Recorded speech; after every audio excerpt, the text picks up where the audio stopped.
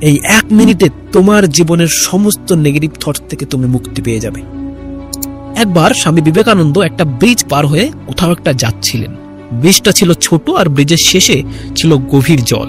সেখানেই কয়েকটা হনুমান স্বামীজির পেছনে পড়ে যায়। হনুমানগুলো এমন করতে থাকে যা দেখলে যে কেউ ভয় পেয়ে যাবে। স্বামী বিবেকানন্দ তখন নিজেকে বাঁচানোর জন্য সামনের দিকে দৌড়াতে থাকে।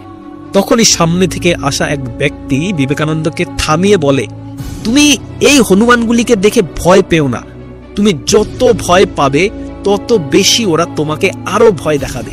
ওদের মুখোমুখি হলে ওরা এমনিতেই পালিয়ে যাবে, ওদের মুখোমুখি হও, ভয় পেও না।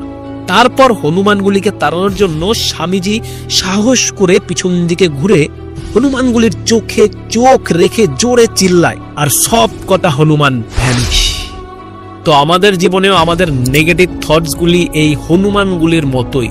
তুমি যত বেশি ভয় পাবে হনুমানগুলি তত বেশি তোমায় আরো ভয় দেখাবে।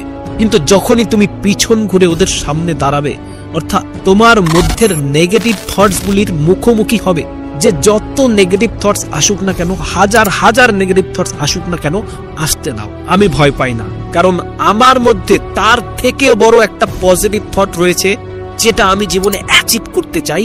সেটা ওই সমস্ত হাজার হাজার নেগেটিভ থটসের থেকেও অনেক অনেক বড়।